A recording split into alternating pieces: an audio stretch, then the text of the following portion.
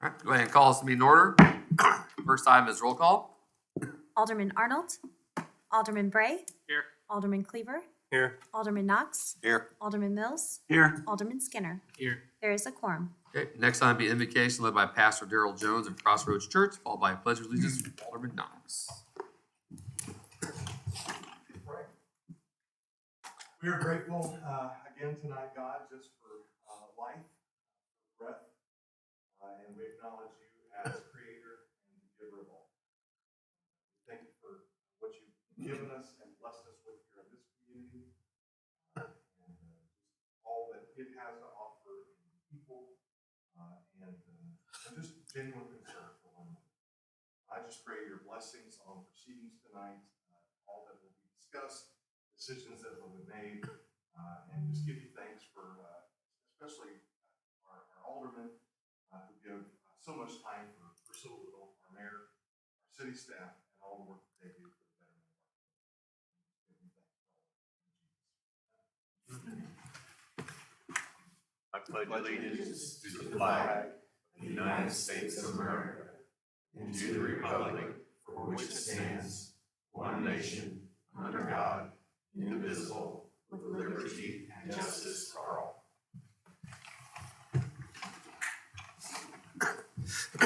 All right, next up is the approval of the agenda. No changes, Mayor.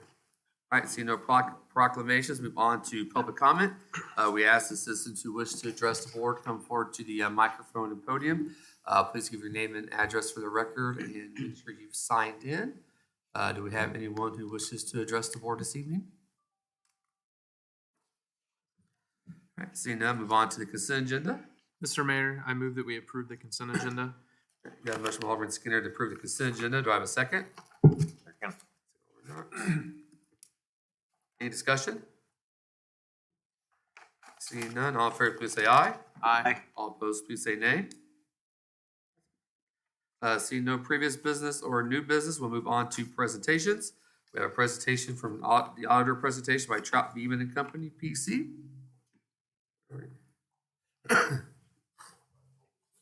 Yes, I can get you the lapel if you prefer. Okay. I can get you the lapel mic if you want, if you prefer. Okay. My name is Butch Beeman. Is it on? Uh-huh. Okay, thank you. My name is Butch Beeman, partner with Trout Beeman and Company, the city's auditing firm. And it's a pleasure to be here this evening and to go over the results of the audit.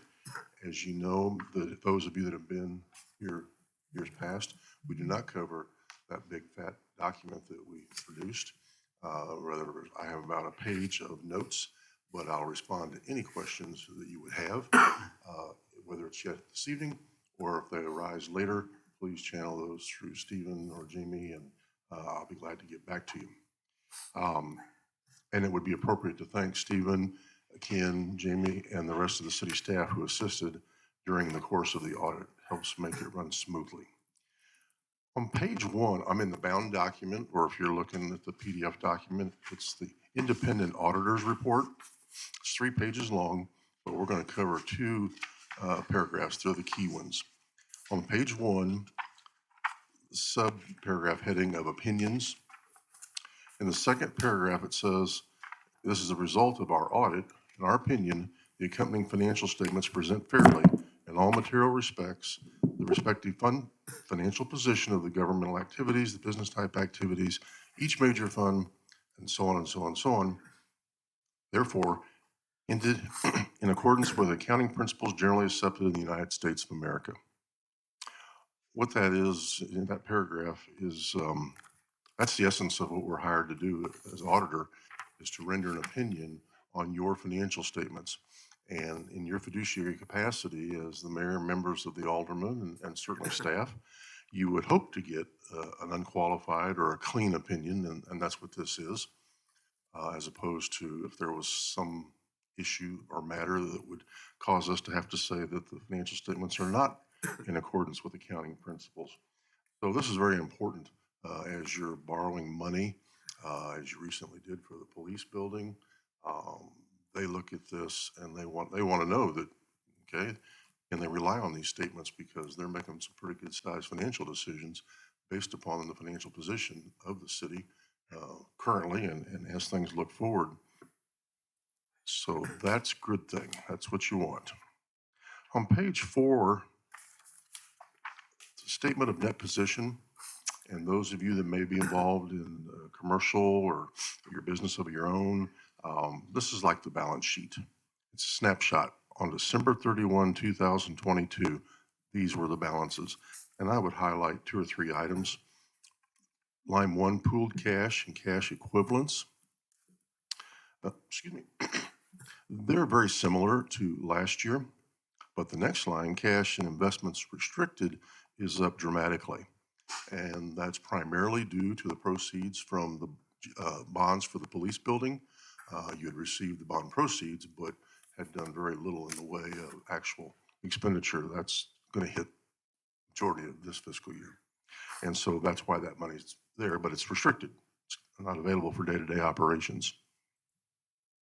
And then kind of corresponding or going hand in hand with that, look down under liabilities due in more than 1 year bond, capital leases, and contracts under governmental funds, 20.4 million.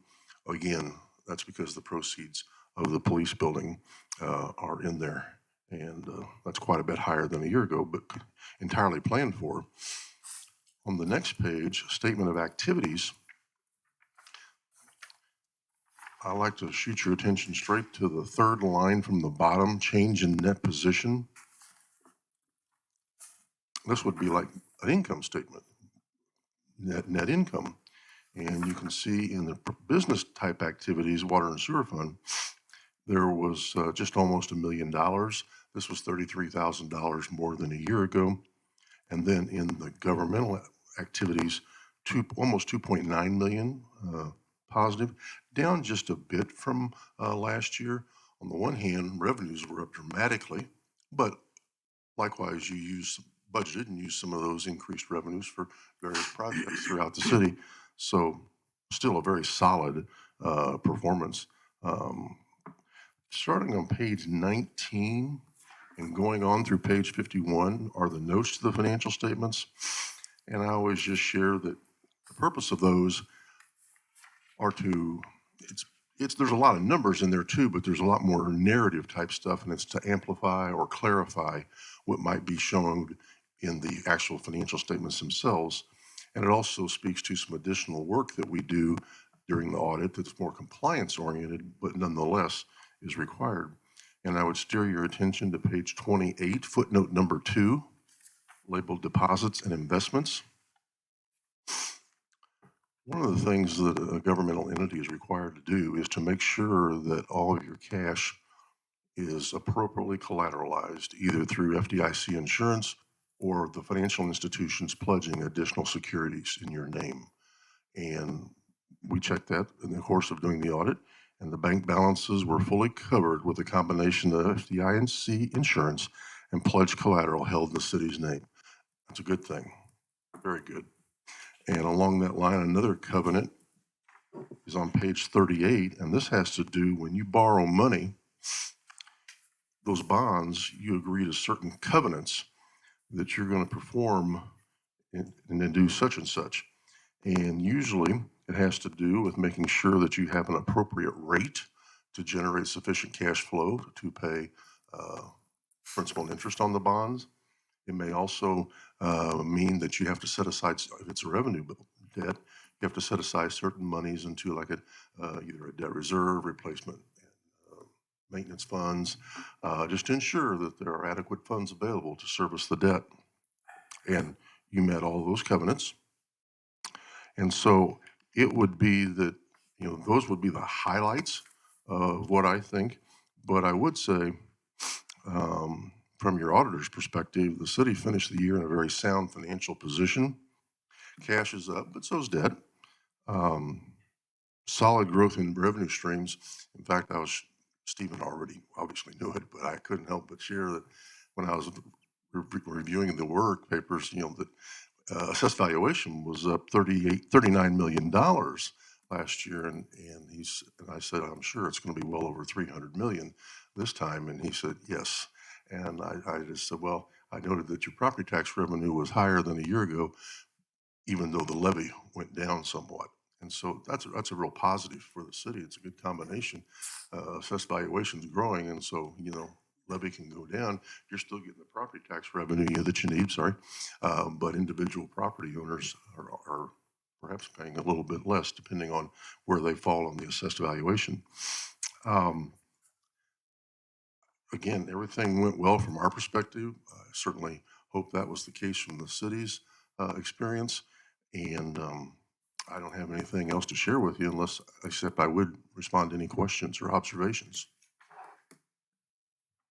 Anyone have any questions? Was sales tax covered in here at all? Like, what is it? In a couple of places. If you go to page 5, excuse me, underneath the bottom part, general revenues, I'll wait till you get there. Page 5, under the tab, go sideways information, but general revenues, the fourth line down, sales taxes, $4.5 million. Very nice increase over last year. Do you know what it was last year? Not off the top of my head, sir. But it was an increase. It is, yes, I was just several curious. 100,000 as I recall. Is it 11? There's a 11.6% increase in the sales tax from 2021 to 2022. That does include some of the revenues from the TIF districts as well. Right. That would be all sales tax regardless of where it's designated for. So, yeah, $500 some $1,000 increase, yeah. Anything else? Anything else? All right. Okay, Mr. Mayor, thank you. I'll excuse myself and get out of the way. Jamie, do I need to turn this off? No, no, no. Thank you. Thank you. Thank you. All right, see no additional presentations or public hearings. Move on to resolutions. First resolution is R 23-48. It's a resolution by the Board of Aldermen of the City of Grand Valley authorizing the city administrator to execute task agreement 2023-1 with Crawford, Murphy, and Tilly for design of the north elevated water tank, subject to all provisions included in the on-call professional engineering services agreements. Mayor, I move that we approve resolution number R 23-48. Motion by Alderman Mills to approve resolution R 23-48. I have a second. Second. Second, Alderman Skinner. Any discussion? Mayor, members of the board, if you remember when we went through budget last year, one of the items that had been in the CIP that was budgeted for this year was the design for a new elevated storage tank. As you know, we are experiencing a lot of growth. So not only from a water demand perspective, but also the required fire flow capacity. We will be looking at needing an additional tower in the future. So this would be for the design for approximately a 1.25 million gallon elevated water tank on the north side of the city. If you also remember, to fund this, we were using ARPA funds, which was the recovery dollars. This is one of the uses that we earmarked for that. Some good news on this one, we actually had budgeted $400,000, and the estimate for this was $257,000 for the design. So it did come in considerably less than what we had budgeted for. If you have any questions, Mr. Tuttle is here as well as a representative from our engineering consultant. Any questions or discussion? Now, I know we've talked about this. I know Mr. Tuttle and I talked about this, but part of that savings can be, we've looked at possibly putting that towards some design on Duncan and Buckner Tarzany. So just to put that out there that we are looking at that. Getting that project moving here at some point also, so. It's good to hear. No complaints from up here, I don't think. All right. Any other questions or discussion? All right, seeing none, all in favor, please say aye. Aye. All opposed, please say nay. Next up, we have resolution R 23-49. It's a resolution by the Board of Aldermen of the City of Grand Valley, Missouri, adopting the 2024-2028 Grand Valley Capital Improvements Plan. Mr. Mayor, I move that we approve resolution number R 23-49. Motion by Alderman Skinner to approve resolution R 23-49. Do I have a second? Second. Second, Alderman Bray. Any discussion? Mayor and members of the board, we'll be turning it over to Mr. Tuttle for an overview of that plan.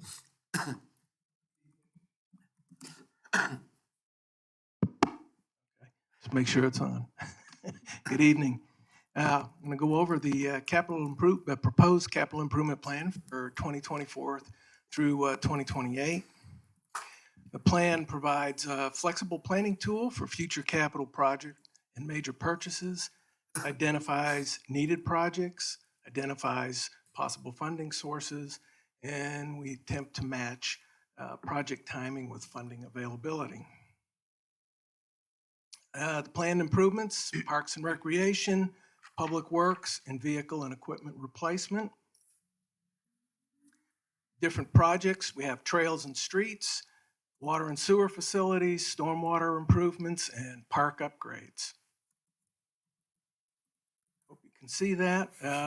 This is the 5-year funding schedule by different funding sources. The one very large one is unidentified or unfunded. Those are the areas that we have not yet identified the funding sources. And they would be identified closer to the actual budget time for those projects based on available funding. This is a total list of the projects that are in the plan. And if you'll notice that a number of the projects, particularly trail projects, are beyond the 5-year time frame, and a lot of those are listed as unfunded. Some of them are already funded, and some of them are partially funded. The first project I want to talk about is Snybar Boulevard Trail from Cross Creek to Buckner-Tarsney, planning $341,110 in 2027. This is the first section of the Snybar recommended trail. This section would connect to the next project, which is already funded, and would tie it into the circle. This project was picked for two reasons. One, it's connecting to an existing trail, and the other is this is the easiest portion of Snybar Boulevard to put a trail on. This project is the South Buckner-Tarsney Trail. We budgeted $31,142 for design in the current year. $42,000 is planned for next year for easement acquisition, $305,000 in 2025 for the construction, and that's 80% grant funded. And this connects Blue Branch Trail to Snybar Boulevard and Nelson Drive. And the design is approximately 90% complete at this time. This is the Eagle Parkway Trail. We also have a grant for this project. This would run from Buckner-Tarsney all the way to the Blue Branch Trail on its northern terminus. $55,000 for design in 2024, $531,630 for construction in 2025. And again, the construction funds are 80% grant funded and can be built with project Public Works 34. This is Front Street paving. This project was designed back in 2009, was never constructed. So we budgeted money in the current fiscal year to go ahead and update the design, and then $1,691,000 for easement acquisition and construction starting next year. This is the new elevated tank that you just discussed on the last item. Design, we had budgeted $400,000 for the design, ARPA funds, and then the tank, which we've got shown is $4.45 million, but it could be less based on the actual design of the tank. The 2024 pavement maintenance program, $775,000 next year, and that's Cross Creek Drive, Cross Creek Lane, that finishes up the Cross Creek subdivision, Addy Lane, Foothill Drive, Oakwood Drive, the Royer Drive up to the circle, Rosewood Drive on the older portion, the last part of the older portion of Rosewood, finish up Hedgewood Drive, Ridgeview Drive, Crestview Drive, Logan Drive. Those are all in the southeast portion of the city near Buckner-Tarsney, right off of Snybar. We have, excuse me, Sawgrass Drive, Long Drive, Silverstone Circle, Magnolia Circle, Azalea Circle. And we've added, since the last year's program, Old Highway 40, so that it seems to have taken a beating this winter, so it needs to be improved. And then a portion of Snybar Boulevard, which we thought was going to be grant funded, but their grant funds did not go as far as we were told they should, so we've added that as well. And then Walnut Street and the remaining portion of Royer Drive are planned for a micro seal to preserve the existing pavement so we don't have to get into an overlay for at least another 5 years. The 2025 program currently set up for $517,300. That includes Pamela Boulevard, Meadow Court, Bay Tree Drive, Dogwood Drive, Scenic Lane, Lakeview Drive, Primrose Court, Pecan Drive, Theme Street, Rust Road, Rust Court, and there's the alley west of Capel Street, Tire Road, Pavilion Drive, Nelson Drive, and there's a small piece of Nelson Drive that was in between two previous projects that didn't get done. And then some additional patching and micro sealing on Woodbury Court and the northeast section of Woodbury Drive, east of Buckner Tarsney. And then the city portions of Minter Road, there's two small sections of Minter Road that belong to the city. And the county put a seal on their portion of it, and we didn't know at the time, so we didn't match up. So this is to get us caught up with that project. 2026 program, $529,000 planned. Overlay Ephraim Drive, Elmwood Drive, Gregg Street, Whitney Drive, and Michael Drive. And again, this is where we start to try to do additional pavement preservation to eliminate the need for immediate overlay program for Hilltop, the original portions of Hilltop Lane, Highview Drive, Short Street, section of Duncan Road east of Buckner Tarsney, which belongs to the city, Hillsborough Drive, and then Dillingham Drive, or Dillingham Road from Crestwood Drive all the way to Argo Road. This is Eagles Parkway Phase A. Originally, this project was scheduled to be all of Eagles Parkway from the creek back to Buckner Tarsney. However, we did not get the grant for that, so we reduced the project down to just this intersection at the high school. So we'll be adding additional lanes. We wanted to design this now since we're doing the trail, so we don't have to get in a situation where in the future the trail would have to be moved. 2027 maintenance, $556,000. Edge milling and overlaying Greystone Drive. This is the Greystone in the southern half of the city. We have Cedar Lane, Sweet Gum Court, Scenic Drive, Green Drive, Nelson Drive, Europa Drive, Minos Drive, Orion Drive, Helen Court, Armstrong Road, Harvest Circle, and Woodland Circle. And then again, continuing with the patching and sealing for Willow Drive, Crestwood Drive, August Lane, Cedar Court, and the part of Nelson Drive that is the larger part of Nelson Drive, and Valley Woods Drive and Scenic Drive. As you may or may not recall, in 2020, we did a program where we scanned all the streets, determined their condition, and that was the help that provided the basis for the street improvement programs. So plan to do this again in 2025.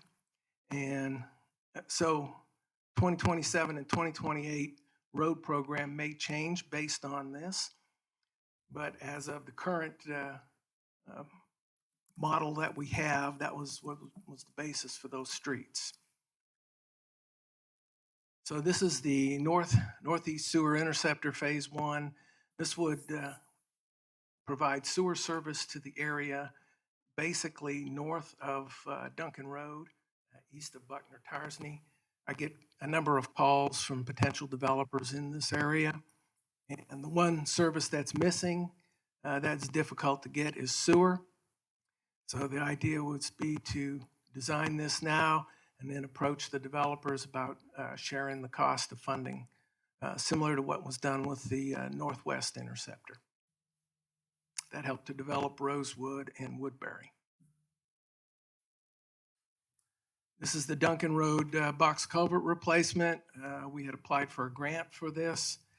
We did not get the grant, but so with the box culvert replacement has been moved out further, and would try again for grant funding in the future.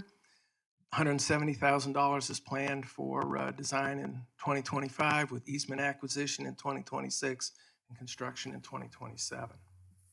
This is to improve the intersection of Buckner, Tarsney, and Duncan Road. This is a project that was added this year based on some meetings with MoDOT. They suggested we apply for a 50-50 grant with them to be able to add turn lanes and a new signal, which are desperately needed at this particular intersection. This is the 2028 pavement maintenance program.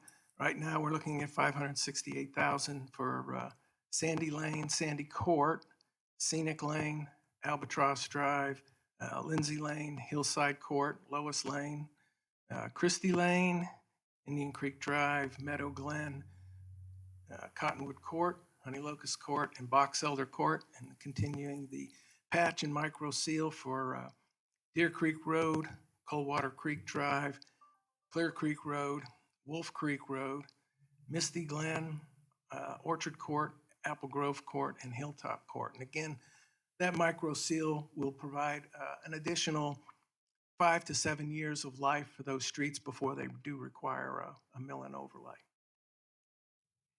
On the vehicle replacement program for community development, replace the 2012 pool vehicle in 2025, replace the 2015 Taurus in 2027 with a 4x4 that can be used for field inspections. For the police department, replace the 2014 Ford sedan, 2018 police pursuit vehicle, and 2013 Impala in 2024. Replace the 2021 police utility vehicle, 2021 police utility vehicles in 2025. In 2027, replace the animal control unit. It's a 2015 Silverado with animal carriage on it and a 2021 police interceptor utility unit. In 2028, replace the 2018 Chevy Impala and 3 2022 Ford Police Interceptor utility units. Parks and Recreation, replace a 2012 Ford F-250 pickup next year, replace a 2010 Bobcat track loader in 2025, replace a 2018 riding mower in 2026, replace a 2017 Chevrolet dump truck in 2027. And Public Works, in 2024, replace 2009 trailer and 2013 International dump truck. That is the first of the dump trucks that need to be replaced. In 2015, in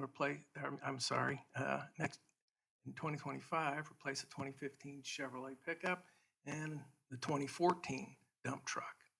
Replace a 2015 Chevrolet pickup and the 2015 International dump truck in 2026. Replace a 2015 Chevrolet pickup in 2027. Replace 2016 Chevrolet pickup, 2021 Bobcat, 24-inch planer, and 2022 8-foot snowplow, and 2019 Snow X spreader, and a 2019 Ford F-450 truck into 2028. With that, I will answer questions. The book that you have has all the projects, even the ones I didn't cover, and I have slides on those if there are any questions about those projects. Have any questions or discussions? All right. Thank you.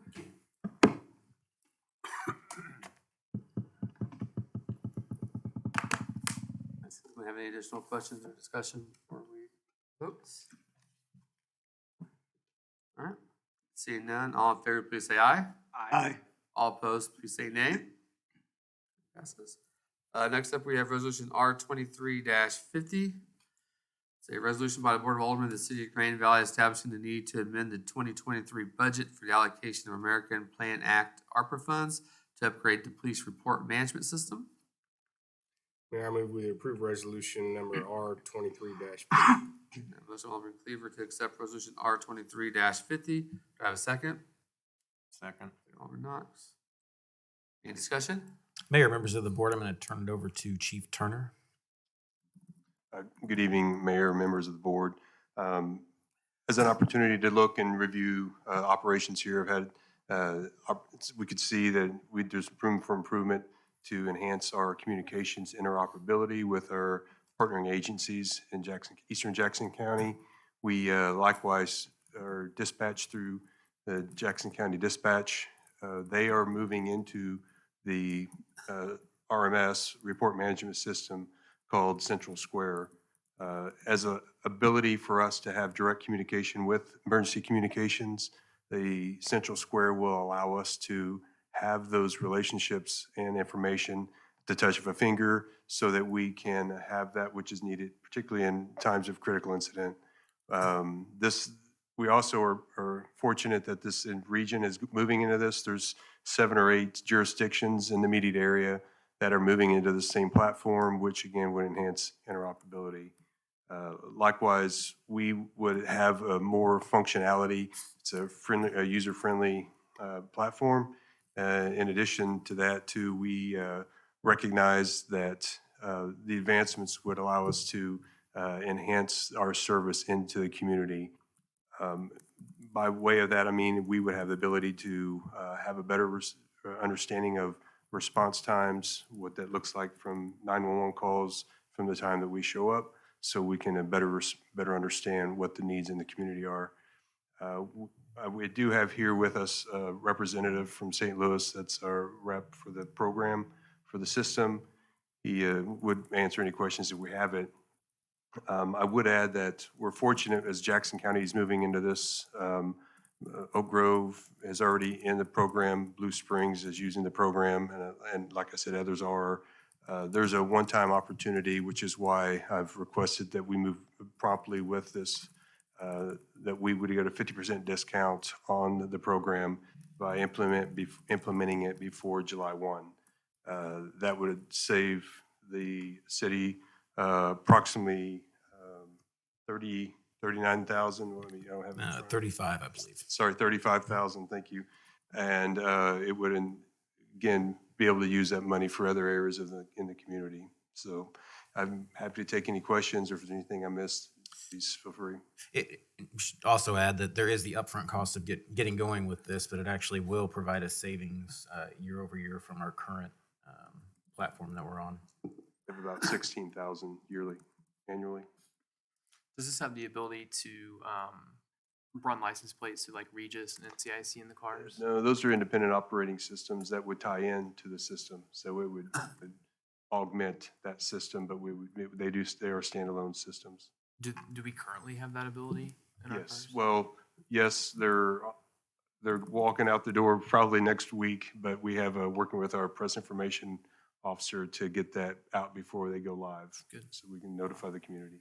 And I noticed reading through the packet that it talked about supervisors with this new program will have the ability to look at like holding calls on their phone. Is that right? Yeah, so that's an option and it's not too expensive. It's reasonable where we can actually pull our phones up, or if we get calls at night, that we can see what's actually transpiring in the field, so we understand in a faster way what those needs are on the ground. Yeah, no, I think that's great.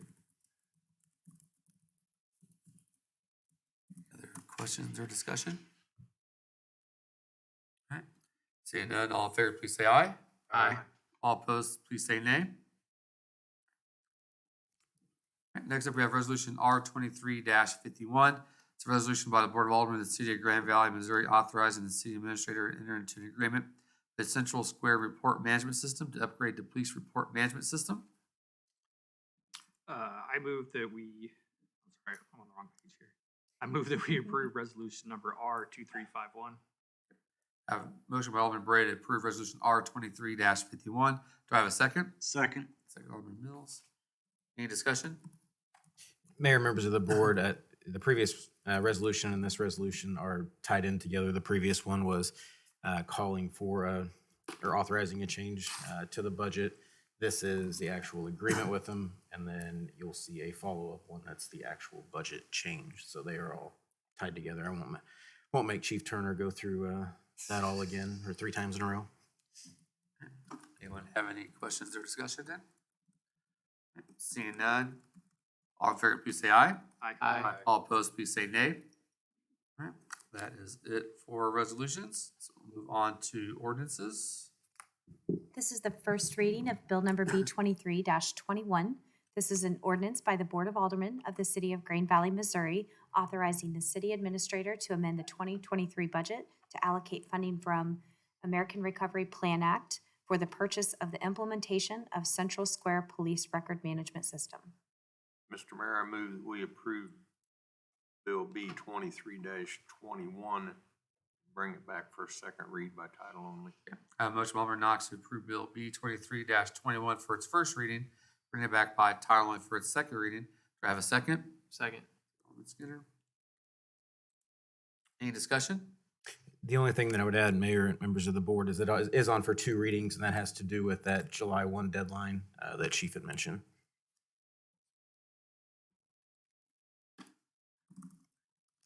Additional? All right. Seeing none, all in favor, please say aye. Aye. All opposed, please say nay. This is the second reading of Bill Number B23-21. This is an ordinance by the Board of Aldermen of the City of Green Valley, Missouri, authorizing the city administrator to amend the 2023 budget to allocate funding from American Recovery Plan Act for the purchase and implementation of Central Square Police Record Management System. Mr. Mayor, I move that we approve the second reading of Bill B 23-21, bring it back as ordinance 2427. I have a motion by Alderman Knox to approve Bill B 23-21 for its second reading, making ordinance 2427. Do I have a second? Second. Any discussion? Seeing none, this will be roll call. Alderman Bray, Yes. Alderman Cleaver, Yes. Alderman Knox, Yes. Alderman Mills, Yes. Alderman Skinner. Yes. Okay, this will be the first reading of Bill Number B23-22. This is an ordinance approving the final development plan and the final plat for Creekside Village, 4th plat. Mr. Mayor, I move that we accept the first reading of Bill Number B23-22 and bring it back for a second reading by title only in our next regular session. I have a motion by Alderman Mills to approve Bill B 23-22 for its first reading, bring it back by title only for its second reading. Do I have a second? Second. Alderman Knox. Any discussion? Mayor, members of the board, this is the final plat and development plan. You previously approved the preliminary development plan and preliminary plat. This is the area kind of north of the current Creekside Village development, where there's currently a pond and some leftover area on the west side of the development. But this is identical to that plan that was approved before. If you had any specific questions, I'm sure Mr. Trozen would be happy to answer those for you. Do you have any questions, discussion? Seeing none, all in favor, please say aye. Aye. All opposed, please say nay. For ordinances. Next up then is city attorney's reports. No report, Mayor. Next up, city administrator and staff reports. We'll start with Mr. Craig. I just wanted to thank the staff that assisted during the audit process this year. It's very time consuming and they did a great job. Overall, we had a good 2022, as you heard tonight, and that trend is continuing in 2023.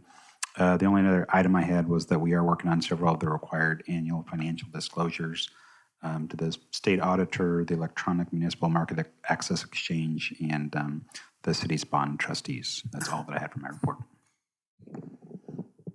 We'll go to Mr. Trozen. Last week, we had our successful Public Works event for our citizens. I just want to give a shout out to our Public Works staff, as well as other city departments, such as our water utility billing, our Parks and Department, as well as the administration for their help. We had about 250 people attend the event. We had 250 snow cones that were handed out, and we went through about 55 pizzas. I think the kids had a ball, with all the blow up and the making the mud ball for their seed bombs for their yard. So it was a great event, and we look forward to next year as well. I did have a couple more things. One, just want to let you know the Workplace Improvement Committee was putting together a staff appreciation lunch. That's this Friday, so City Hall will be closed from noon to 2 to allow staff members to be able to take part in that. And the other item I have, as some of you know, myself and Chief, along with union reps from the FOP, have been working together to try to modify our compensation plan for officers. As you know, we are in agreement, both officers and sergeants, and it's based on a step plan. So what we have proposed and has been agreed to is going from what we have currently, which is 17 steps, down to 14. So it would essentially be wiping 1 through 3 out. So it would be raising the starting level in both of those categories. It still stays within the approved ranges that were approved with the comp plan and the budget, but this will bring that starting rate up for officers. So hopefully this will help with recruitment as well as retention. With that, there are the subsequent adjustments to current staff. So if you would be so kind, I would love a motion in a second to move forward with that change. Make a motion. I got a motion from Alderman Skinner. Do I have a second? Second. Okay. All right, any discussion?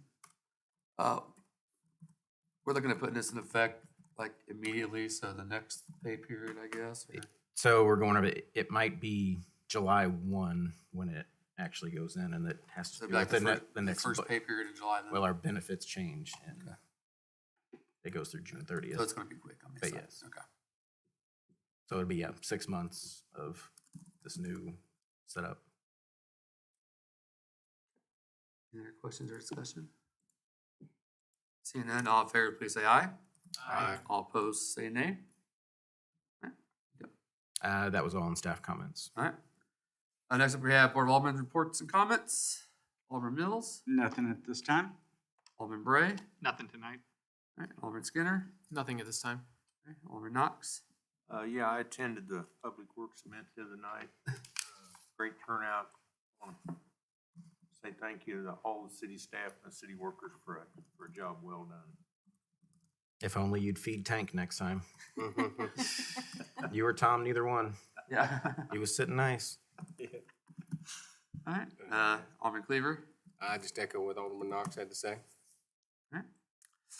Next up is Mayor's Report. I have a couple things. Kind of mentioned this to Ken, but I wanted to make sure, I think Shannon's following up on it, but it's that time of year where they're out there spraying everything again, and I think we're gonna reach out and get a follow-up on them and see where they're at on it, because I think a lot of us were under the impression that it was gonna be like 2 to 3 year project, and I don't know, what year are we on now, like at least 5? Yeah, and historically, I think they sprayed down there just about every year, at least once. Yeah. And we were under the impression it'd just be the first few years. Yeah. But unfortunately, they don't always notify us in advance. They do come down, now being their property. But yeah, we're gonna reach out to our contact. All right, I appreciate it. What are they spraying? They're trying to, it's like where our trail is, that wetland mitigation company owns that.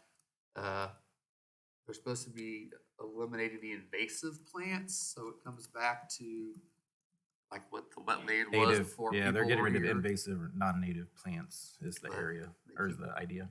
The problem is they spray and it'll float over and get on some people's like leaves of their trees and stuff and turn those yellow, and it's been ongoing for a while. And I kind of thought it would be back to its native state by now, but I guess it's not. And I know, like, I back up to it, I know they came through and like, they first came through like 5 years ago. I guess the trees that don't fit into a wetland area, they notched so they would die. So every time we have a big windstorm, I keep getting trees falling over into my yard. These big ones that they notch, so. But, you know, they're still back there spraying and working. So I think last year was the last year they went through and planted a bunch of trees? Or was that 2 years ago? So they've probably planted over 5,000 throughout that area. And they've done stream bank stabilization to try to reduce flooding and erosion and protect wetland areas. But part of the process is getting rid of the non-native plants, which I think take them longer than If one of those trees comes down on a property owner, is it the city or the wetland company that has to remove it? They own it, so it'd be them. Yeah, I mean, it's not city property of any kind, so. I think the ones that are like hedge trees, the ones that keep falling in my yard, so. Because they don't like hedge trees and wetlands. All right, then I also got notified today that it might be Ken's work anniversary or something today. Mm. It's not? I was told wrong? Yeah, it's probably a different one. I told wrong. Oh, is he trying to?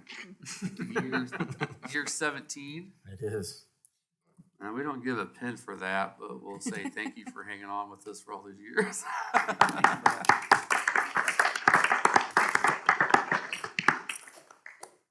And to follow that up, the most highly anticipated video ever the city of Grand Valley has made will be coming out at some point.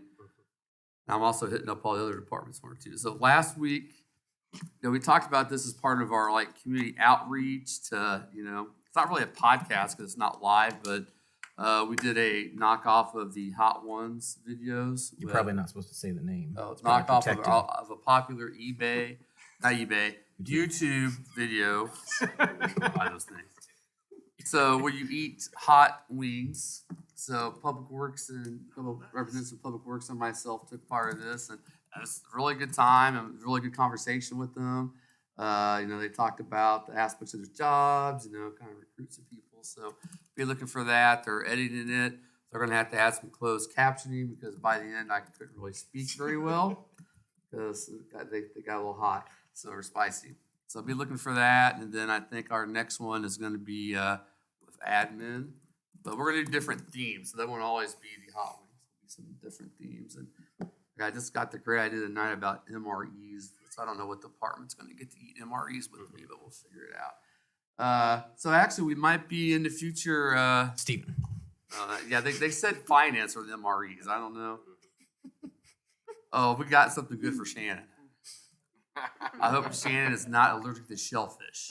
I don't know that I've ever had shellfish. Well, these aren't really shellfish. They're just things flavored like shellfish. Oh. So we were talking to, so as we, you know, get through the department ones, it might be a good idea if we, you know, by ward, if we do them with each of the councilmen as well. They told me Tom would be the one that would. This is good, you know, it gets, you know, kind of, you know, it's non-scripted. We just talk and, you know, so we might be doing that forward here, that we might get each ward together and do 2 at a time. So looking forward to that, but hopefully she's going to get that out this week, we think. Or I don't know. our goal is at least 500 views. I think when they start seeing, you know, when they start seeing the sweat bead down the back of my head, they're probably. I told him he's gonna have to promise something to the citizens. I think we can get 500. I think we can get 500. We'll get it there. We'll get 500. It was just the fact of laughing at me. All right. That's all I have. I don't think we have a need for an executive session, right? Correct. So unless someone has something else for regular session, we will adjourn.